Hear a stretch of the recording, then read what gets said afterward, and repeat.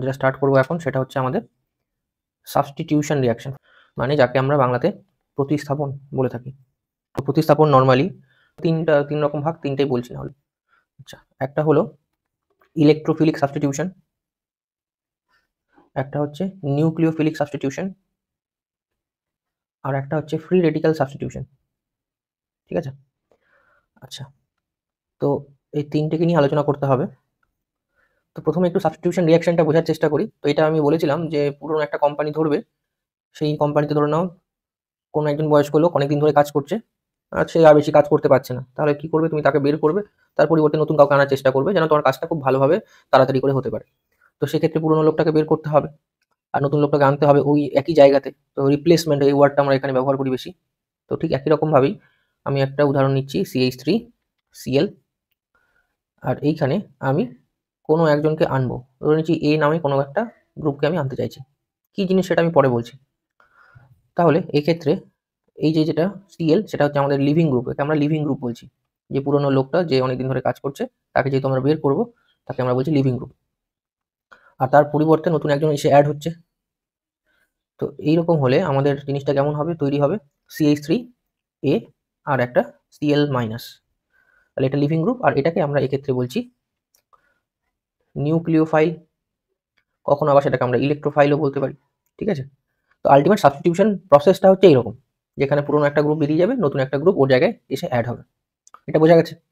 এবার এই substitution reaction কি তিন রকম ভাবে হতে পারে, একটা ফ্রি রেডিক্যাল পদ্ধতি, একটা ইলেকট্রোফিলিক, একটা নিউক্লিওফিলিক। তো প্রথমে আসছি ফ্রি রেডিক্যাল পদ্ধতি। ফ্রি রেডিক্যাল পদ্ধতিটা কি এটাও বুঝিয়েছিলাম, যে এটা মেইনলি দেখা যায় সমযোজী বন্ধনের ক্ষেত্রে বা কোভ্যালেন্ট বন্ডের ক্ষেত্রে। ধরে নাও এ আর বি যদি একটা বন্ড মানে একটা সমযোজী বন্ধন হয়ে থাকে, তো আমরা জানি যে একটা বন্ড মানে সেখানে দুটো করে ইলেকট্রন থাকে। এবার এই বন্ডের যেটা বিভাজন মানে বন্ড ক্লিভেজ, এই ওয়ার্ডটা আমরা ব্যবহার করি। এই বন্ডের বিভাজনটা দুরকম ভাবে হতে পারে, আশা করি সবারই মনে পড়ছে জিনিসগুলো। একটাকে আমরা বলছি সুষম বিভাজন, মানে ইকুয়ালি ডিস্ট্রিবিউট হবে, সেখানে ওর বি এর ইলেকট্রন বি এর কাছে, এর ইলেকট্রনটা এর কাছে। তো সেখানে অ্যারোটাকে একটু বিশেষভাবে গুরুত্ব দিয়ে দেখতে হয়। অ্যারোটা কিন্তু আমরা সিঙ্গেল অ্যারো ইউজ করি এক্ষেত্রে। তাহলে আমাদের কি তৈরি হবে, এর মাথায় ওর নিজের ইলেকট্রন, বি এর মাথায় ওর নিজের ইলেকট্রন। তো এই যে ডট তৈরি হলো, ডট প্রোডাক্ট তৈরি হলো, এদেরকেই আমরা বলি মুক্তমূলক, বাংলাতে বলি মুক্তমূলক বা ফ্রি রেডিক্যাল। আর কার্বনের মাথায় এরকম মুক্তমূলক থাকলে তাকে বলি কার্বন ফ্রি রেডিক্যাল। ব্যাপারটা বোঝা গেছে? আর আরেকটা কন্ডিশন কি হতে পারে, যদি এটা ইকুয়ালি ডিস্ট্রিবিউট না হয়, ইকুয়ালি যদি না ভেঙে যায়, তাহলে তার মধ্যে থেকে কি বলতে পারি, যে ওদের মধ্যে কেউ একজন আছে হয়তো মোর ইলেকট্রোনেগেটিভ। তাহলে সে কি করবে, বন্ডেড ইলেকট্রনগুলোকে নিজের দিকে নিয়ে যাওয়ার চেষ্টা করবে। ধরে নিচ্ছি এখানে বিটা মোর ইলেকট্রোনেগেটিভ, তাহলে বি মাইনাস হয়ে যাবে অ্যান্ড এটা কি হবে, প্লাস হবে। তো প্রথম যে কেসটা, এই কেসটাকে আমরা বলছি সুষম বিভাজন বা হোমোলাইটিক ক্লিভেজ। হোমোলাইটিক ক্লিভেজ। আর পরেরটাকে বলছি অসম বিভাজন, অসম, আর প্রথমটা সুষম। ঠিক আছে? আচ্ছা, এতটুকু বোঝা গেছে। এবার তাহলে আমাদের যে ফ্রি রেডিক্যাল বা মুক্তমূলক সেটা তৈরি হবে কি করে, বন্ধনের সুষম বিভাজনের ফলে। এবার ঘটনা হচ্ছে আমরা কি করে বুঝবো যে সুষম বিভাজনটা হবে। তাহলে আমরা কি জানি, যে বেসিক্যালি বলা হয় উচ্চ উষ্ণতা, অথবা বলা যেতে পারে সূর্যালোক মানে আল্ট্রাভায়োলেট রে, এই দুটো যদি কোথাও থাকে, অথবা আরেকটা পয়েন্ট অনেক সময় বলে দেওয়া থাকে সেটা হচ্ছে পার অক্সাইড, যদি দেওয়া থাকে এগুলোর তিনটের যে কোনো একটা, তাহলে সেখানে যে বন্ডটা আছে সেটা সুষম বিভাজন হবে। আর তা বাদে সব ক্ষেত্রেই অসম বিভাজন হচ্ছে। তাহলে ফার্স্টলি এইখানে যেটা ডট তৈরি হলো, এটা একটা রকমের, এখানে একটা প্লাস তৈরি হয়েছে, একটা মাইনাস তৈরি হয়েছে। তার মানে এই তিনটে জিনিসটাকে নিয়ে, এই তিনটে পার্ট নিয়েই আমরা কিন্তু এখানে গল্প করব। ঠিক আছে? তো যেখানে আমাদের ডট তৈরি হয়েছে সেই ডটটাকে আমরা বলছি কি, ফ্রি রেডিক্যাল। যেখানে প্লাস তৈরি হচ্ছে, যদি কারোর মাথায় প্লাস তৈরি হয় তাকে আমরা অ্যাকচুয়ালি বলে থাকি ক্যাটায়ন, তাই না? ক্যাটায়ন বলে প্লাস। আর যদি সেটা কার্বনের মাথায় প্লাস হয় তাহলে তাকে আমরা বলবো কার্বো ক্যাটায়ন, কার্বো ক্যাটায়ন। ঠিক আছে? আর মাইনাস থাকলে কার্বো অ্যানায়ন হলো। এবার কেন এই কথাগুলো উল্লেখ করলাম, তার কারণ এখানে যে তিনটে ভাগ করেছি তার মধ্যে প্রথম ভাগটা আশা করি তোমরা বুঝতে পারলে, যে ফ্রি রেডিক্যাল সাবস্টিটিউশন কি করে হতে পারে, সেটা তো আশা করি বুঝে গেছো। এবার যেটা আমরা দেখব সেটা হচ্ছে, আমি মেকানিজম বা রিয়াকশনগুলোতে পরে আসছি।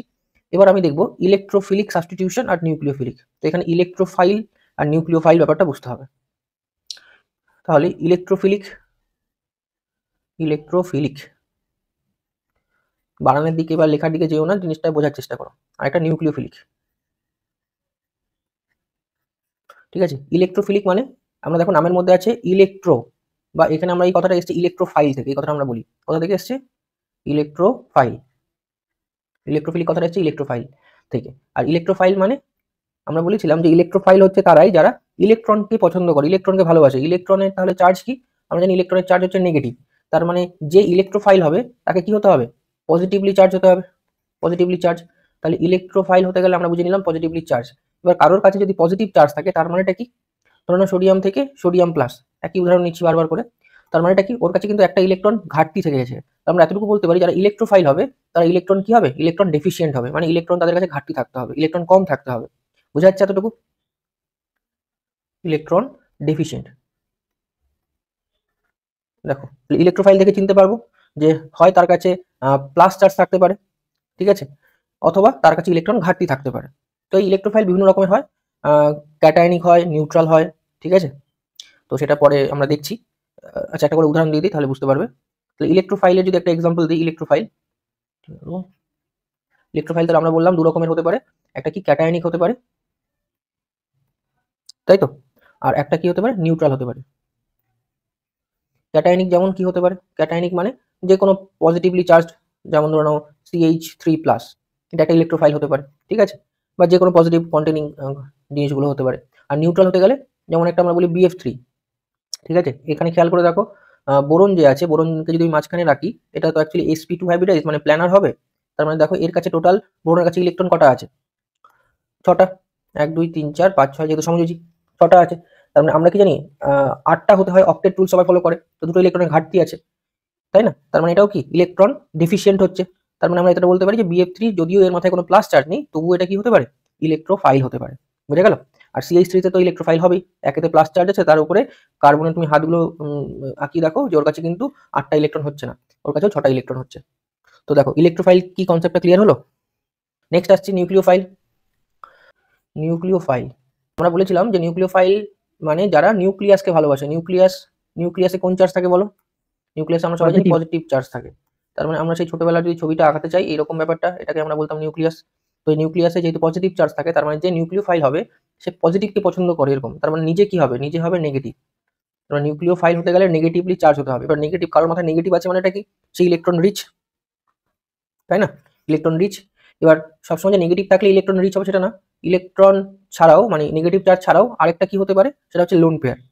তো আমরা এখানে যদি এর শ্রেণীবিভাগটা করি, যে নিউক্লিওফাইল মেনলি দু রকমের হতে পারে, কি কি, একটা নেগেটিভলি চার্জ আর একটা নিউট্রাল। তো যত পৃথিবীতে নেগেটিভ চার্জ আছে সবাই নিউক্লিওফাইল হতে পারে, তাই না। মানে আলটিমেট তোমার কাছে ইলেকট্রন যেন বেশি থাকে, ইলেকট্রন রিচ যেন হয়। যেমন কি হতে পারে Cl minus, obviously negatively charge, তার মানে এটা কি নিউক্লিওফাইল হতে পারে। OH মাইনাস, অবভিয়াসলি এটাও নিউক্লিওফাইল হতে পারে। এরকম যত মাইনাস দেখবো সবাই কি নিউক্লিওফাইল হতে পারে। এবার নিউট্রালের মধ্যে কি হতে পারে, যেমন NH3। তো তোমার দেখে মনে হতে পারে স্যার NH3 কি করে এটা নিউক্লিওফাইল হয়, এটা তো ইলেকট্রোফাইল হওয়ার কথা, কারণ নাইট্রোজেন তিন দিকে যদি আমি 3টে হাত দিয়ে দিই তাহলে কি হচ্ছে, 2 2 4 5 6টা হাত হচ্ছে। তো 6টা হাত মানে তো 8টা তো হচ্ছে না, তার মানে তো এটা ইলেকট্রোফাইল হওয়ার কথা। কিন্তু তোমরা একটা জিনিস ভুলে যাচ্ছ, নাইট্রোজেনের কিন্তু একটা লোন পেয়ার আছে, তাই না, এটা লোন পেয়ার আছে। খেয়াল করে দেখো ওর কিন্তু আর ঘাটতি নেই, ওর ফিল আপ আছে, ঠিকঠাক হয়ে আছে, তাই না, 8টা ইলেকট্রনই কিন্তু ফিল আপ হয়ে আছে। তো এই কারণে এটাকে আমরা বলছি নিউক্লিওফাইল। এবার মনে হতে পারে যে স্যার নিউক্লিওফাইল তো ইলেকট্রন রিচ হতে হবে, এটার কোথায় রিচ আছে। তো আমরা বলে থাকি যে কারোর কাছে যদি 8টা ইলেকট্রন বা 8-এর বেশি সংখ্যক ইলেকট্রন থাকে তবেই সেটা নিউক্লিওফাইল হবে। মানে 8-এর কম থাকলে ইলেকট্রোফাইল, 8 বা 8-এর বেশি থাকলে সেটা নিউক্লিওফাইল। বোঝা গেল। ইলেকট্রোফাইল আর নিউক্লিওফাইল সম্বন্ধে আশা করি কোনো সমস্যা নেই না।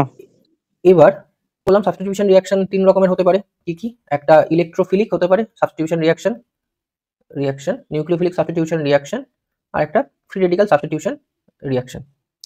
হয়েছে। এবার তিনটেই আমরা একটু একটু করে দেখব। ফার্স্ট যদি আসি ফ্রি রেডিক্যাল সাবস্টিটিউশন রিঅ্যাকশনে। সাবস্টিটিউশন রিঅ্যাকশন আমি এখানে ব্র্যাকেটে লিখে দিচ্ছি free radical, carbon free radical, ঠিক আছে। তাহলে কি, এটার একটা খুব কমন এক্সাম্পল আমরা ক্লাস 11-এও করি, ক্লাস 12-এও করি, সব জায়গাতেই কাজে লাগে। যেমন হচ্ছে CH4 প্লাস Cl2, অনেকবার দেখেছি জিনিসটা আমরা, ঠিক আছে, আর H নিউ। তো বলেছে কি হবে, এই ধরো রিয়াকশন দিয়েছে। তো দেখো যখনই তুমি H নিউ কোথাও দেখে নিলে তাহলে কি হবে বলো, সমবিভাজন। সমবিভাজন। সমবিভাজন। তার মানে এটাকে তুমি বুঝতে পারবে যে এটা আমাদের ফ্রি রেডিক্যাল পদ্ধতিতে হবে, তাই না, free radical, free radical, free radical তৈরি করবে তাহলে সুষম বিভাজন আমরা বলতে পারি, তাই তো। আচ্ছা তো এটা দেখো আলটিমেট সাবস্টিটিউশন যেহেতু রিয়াকশন, তো সাবস্টিটিউশন রিয়াকশনটাকে আমরা ডিরেক্টলি কি বলি যে একটা কিছু বের করতে হবে, তার পরিবর্তে অন্য কোনো একটা গ্রুপ দিতে হবে। তো এখানে আমাদের যেহেতু এটাই আমাদের মেন কোম্পানি, তাহলে এর এখানে তোমার পুরনো কে আছে, পুরনো বলতে তেমন তো কেউ কাউকে বোঝা যাচ্ছে না, তার মানে পুরনো বলতে এখানে হাইড্রোজেনকে বুঝতে হবে। তাহলে একটা হাইড্রোজেনকে তুমি বের করে দাও, আর তার পরিবর্তে একটা ক্লোরিনকে অ্যাড করো। দেখো আমি অনায়াসে করতে পারবো, একটা HCl এর ফর্মেশন যখনই কোনো একটা আননোন রিয়াকশন পাবে, যদি কিছু নাই বুঝতে পারো, এরকম প্রতিস্থাপন করে দিতে হবে, তাহলেই দেখবে তোমার অ্যান্সারটা মোটামুটি ভাবে ম্যাক্সিমাম ক্ষেত্রে ঠিক হয়ে যায়। তাহলে কি তৈরি হবে? CH3 and Cl। দেখো বুঝতে পারছো? তাহলে এটাকেই আমরা বলছি প্রতিস্থাপন বিক্রিয়া। আর এটা কোন পদ্ধতিতে হলো? এটা আমাদের ফ্রি রেডিক্যাল পদ্ধতিতে হলো। তো স্যার আপনি কি করে বুঝলেন? যেহেতু আমার H নিউ দেওয়া আছে, আর এখনই বললাম হাই টেম্পারেচার বা H নিউ দেওয়া থাকলে সেটাই কি হবে? ফ্রি রেডিক্যাল পদ্ধতিতে হবে। তো এটার মেকানিজম, মানে তিনটে স্টেপের মেকানিজম হয়, স্টেপ 1, স্টেপ 2, স্টেপ 3। স্টেপ 1 কে বলা হয় চেন ইনিশিয়েশন, যেখানে কি হবে তোমার যে গ্রুপটা আছে এখানে যেমন Cl2, সেটাকে আগে ভাঙতে হবে। Cl বন্ড Cl আছে, তাহলে যেহেতু H নিউ আছে, তার মানে ফ্রি রেডিক্যালি ভাই, তাহলে Cl dot plus Cl dot. ঠিক আছে, নেক্সট স্টেপ 2। স্টেপ 2 তে হবে chain propagation. Chain propagation, chain প্রোপাগেশনে কি হবে? এইখানে যে আমার অ্যালকাইল গ্রুপটা আছে যেমন CH4, তো সেই CH4 এর এখানে আবার ফ্রি রেডিক্যাল প্রসেসে ভাঙবে। আমি যে কোনো একটা হাইড্রোজেনকে এইভাবে আঁকাচ্ছি, আর দুটো ইলেকট্রন যদি এখানে দিয়ে দিই, তাহলে দুটোকে তুমি ইকুয়ালি একই রকমভাবে দেখাও। তাহলে কি কি তৈরি হচ্ছে? একটা CH3 ডট আর একটা H ডট তৈরি হচ্ছে। আর এই স্টেপ 2তেই আরেকটা কাজ হবে, সেটা হচ্ছে যে কোনো একটা ক্লোরিনের সাথে, স্টেপ 1 এর যে ক্লোরিন তৈরি হয়েছিল, যে কোনো একটা ক্লোরিনের সাথে এখানকার হাইড্রোজেনের কম্বিনেশন হবে। তার মানে আলটিমেট যদি আমি এখানটায় Cl একটা ডট আঁকিয়ে দিই, তাহলে আমার প্রোডাক্ট হয়ে যাচ্ছে এখানে HCl আর একটা CH3 ডট। এই তাহলে এই মুহূর্তে আমার কাছে তাহলে কি কি ডট বেঁচে থাকলো? স্টেপ 1 এ বেঁচে থাকলো একটা Cl, কারণ আরেকটা Cl তো অলরেডি কাজে লেগে গেছে। আর একটা কি বেঁচে থাকলো বলো? যে CH3 ডট, তাই না? বুঝতে পারছো? আর লাস্ট স্টেপে, স্টেপ 3 যেটা আছে, chain termination. Chain termination, chain টার্মিনেশনে কি কি হবে? তাহলে ফার্স্ট স্টেপ আর সেকেন্ড স্টেপে কে কে বেঁচে আছে তাদেরকে আমরা এবার কম্বাইন করাবো। যেমন চেইন টার্মিনেশনে আমার আগের স্টেপে একটা CH3 বেঁচে ছিল আর একটা Cl বেঁচে ছিল, তাই না? তাহলে আমরা বলতে পারি যে হয়, এটা তো আর একটা একটা করে পরীক্ষায় আমরা এখন লিখছি ঠিকই, যখন এক্সপেরিমেন্ট অ্যাকচুয়ালি করা হয় সেখানে তো তুমি আর একটা CH3 নিচ্ছ না বা একটা Cl নিচ্ছ না, 1 মোল বলি আমরা বা 5 মোল বলি, তার মানে 1 মোল মানে তো অনেকগুলোই, 6.02 × 10⁻23, তাহলে অনেকগুলো হচ্ছে। তো সেক্ষেত্রেও এখানে আমরা বলতেই পারি যে এখানে তাহলে ধরে নিচ্ছি দুটো CH3 আমার সিস্টেমের মধ্যে আছে, তাহলে ওদের মধ্যেও কম্বিনেশন হতে পারে, কারণ একটা বন্ড ভাঙলে যদি দুটো ডট হয়, তাহলে দুটো ডট কম্বাইন করে কি একটা বন্ড তৈরি হতে পারে। তাহলে আমরা বলতে পারি CH3 বন্ড CH3 হতে পারে, পসিবিলিটি আছে। তো একই রকমভাবে ক্লোরিনের ক্ষেত্রে হতে পারে যে ওখানে একের বেশি ক্লোরিন বসে আছে, তাহলে সেটাও কি হতে পারে? Cl ডট আর Cl ডট কম্বাইন করে Cl বন্ড Cl বা Cl2 লিখতে পারি। অথবা আরেকটা কি পসিবিলিটি আছে যে অপোজিট দুজন কম্বাইন করছে, মানে একটা CH3 আর একটা Cl কম্বাইন করছে, এটারও তো সম্ভাবনা আছে। তো এইখানে কম্বাইন করলে কি হবে? CH3 Cl এর ফর্মেশন হবে। আর এটাই হচ্ছে আমাদের সেই মেইন প্রোডাক্ট বা মেজর প্রোডাক্ট, আর বাকি এগুলো হচ্ছে মাইনর প্রোডাক্ট। মেজর মানে এটার পরিমাণটা বেশি পরিমাণে পাওয়া যায় আর ওগুলো কম পরিমাণে পাওয়া যায়। তো দেখো এই হচ্ছে পুরো গল্পটা, বুঝতে পারলে? এবার সেখানে যদি একটু খেয়াল থাকে, দেখো আমি এখানে কিন্তু Cl2 একটা ইকুইভ্যালেন্ট নেইনি, মানে 1 ইকুইভ্যালেন্ট বলা নেই, কিন্তু Cl2 এখানটায় কিচ্ছু বলা নেই যে কতগুলো আছে। তার মানে তোমাকে মনে রাখতে হবে এই যে প্রসেসটা আমরা করলাম, এই যে স্টেপ 1, স্টেপ 2, এই যে পরে স্টেপ 3 করলাম, এই পুরো প্রসেসটা কন্টিনিউ চলতে থাকবে। কতক্ষণ চলতে থাকবে? যতক্ষণ না তুমি এই যে এই সিস্টেমের সবগুলো হাইড্রোজেনটাকে ভ্যানিশ করে দিচ্ছ, ঠিক আছে? ততক্ষণ কিন্তু এই সিস্টেমটা, এই প্রসেসটা কিন্তু চলতে থাকবে। বুঝতে পারছো? তার মানে হ্যাঁ। এইখানে এগেইন আবার কি হবে? এগেইন তোমাকে ওই Cl2 আর H নিউ দেওয়া হবে। যেহেতু আমি এখানে মেনশন করে দেইনি যে Cl2টা তোমাকে একবারই ইউজ করতে হবে, একবার বলেছি? বলিনি, এখানে কিছু লেখা নেই। যদি পরীক্ষায় 1 ইকুইভ্যালেন্ট দিয়ে দেয়, দেখবে এরকম করে 1 ইকুইভ্যালেন্ট লেখা থাকবে, তার মানে তোমার একবারই করতে হবে, ততক্ষণে তাহলে এটাতেই আমার প্রোডাক্ট শেষ, ওটাই অ্যান্সার হবে। আর যেহেতু এখানে কিছু বলে দাওনি, তার মানে তোমাকে আরেকবার করতে হবে। তাহলে আবার কি করতে হবে? আবার সেম কাজ, একটা করে হাইড্রোজেন ভাগাতে হবে, একটা করে Cl অ্যাড করতে হবে। তাহলে কি হবে? এখানে তো তোমার 3টে হাইড্রোজেন ছিল, এখন কটা হবে? দুটো, CH2 আর একটা ক্লোরিন বেড়ে যাবে, Cl2। বুঝতে পারছো? সেম কাজ আবার হবে, Cl2 H নিউ, আবার কি হবে? আরেকটা হাইড্রোজেন ভাগবে, তাহলে CH Cl3 হবে। আর নেক্সট লাস্টে আরেকবার হবে, সেখানে কি হবে? CCl4 হয়ে যাবে। বুঝতে পারছো জিনিসগুলো? তাহলে এই জিনিসগুলোকে হ্যাঁ। কিন্তু, এটা কিন্তু ক্লাস 10 এও ছিল, আমি এই কথাটা বলেছিলাম, ক্লাস 10 এও তোমরা এই কাজটা করেছিলে যদি হালকা মনে থাকে। তাহলে এই যে জিনিসগুলো তৈরি হলো, এটাই হচ্ছে আমাদের ফাইনাল প্রোডাক্ট, যদি কোনো রকম লিমিটেশন দেওয়া না থাকে যে তুমি একবারই ইউজ করতে পারবে বা দুবার ইউজ করতে পারবে, এই আর কি। তো এইখানে যে এই জিনিসটা যেটা তৈরি হয়েছে CHCl3, এটার নাম কি, কে বলতে পারবে? CHCl3 এটার নাম হচ্ছে ক্লোরোফর্ম, যে অজ্ঞান করে দেয় বলে না, সেই ক্লোরোফর্ম, ঠিক আছে। আর এটা হচ্ছে CCl4 মানে কার্বন টেট্রাক্লোরাইড। বোঝা গেল? তার মানে এই যে এত কিছু যে বললাম, এখানে তুমি তাহলে কি মনে রাখবে? এখানে তোমার মনে রাখার বিষয় একটাই, যে স্যার H যদি আমাকে দিয়ে দেয় তাহলে সেটা ফ্রি রেডিক্যাল পদ্ধতির মাধ্যমে হবে। আর সেখানে ইন্টারমিডিয়েটটা কি হচ্ছে তাহলে? দেখো আমরা ইন্টারমিডিয়েট কি পাচ্ছি, যে ফ্রি রেডিক্যাল ডট, যে ডটগুলো তৈরি হচ্ছে, মানে ফ্রি রেডিক্যাল পাচ্ছি, তাই না? ফ্রি রেডিক্যাল পাচ্ছি। হ্যাঁ তাহলে এই ফ্রি রেডিক্যালের স্টেবিলিটিটা তোমাকে খালি মনে রাখতে হবে। স্টেবিলিটি মনে রাখতে হবে, স্টেবিলিটি অফ ফ্রি রেডিক্যাল বা মুক্তমূলক। যেহেতু এই রিঅ্যাকশনে আমরা মেকানিজমগুলো যখন দেখলাম স্টেপ বাই স্টেপ, খালি ডটগুলো তৈরি হচ্ছে, তার মানে ওখানে আমাদের মেন ইন্টারমিডিয়েটটাই হচ্ছে ফ্রি রেডিক্যাল, আর ফ্রি রেডিক্যাল স্টেবিলিটির অর্ডারটা হচ্ছে 3 ডিগ্রি, 2 ডিগ্রি, 1 ডিগ্রি। বোঝা গেল? আর এখানে কিন্তু কোনো রকম রিঅ্যারেঞ্জমেন্ট হবে না। কার্বোক্যাটায়নে যেমন রিঅ্যারেঞ্জমেন্ট হয়, এখানে কোনো রকম রিঅ্যারেঞ্জমেন্ট হবে না। তার মানে যেটা 3 ডিগ্রি ফ্রি রেডিক্যাল সেটা সবথেকে বেশি স্টেবল, তারপর যেটা 2 ডিগ্রি, তারপর যেটা 1 ডিগ্রি। এই হচ্ছে আমাদের ওভারঅল গল্পটা।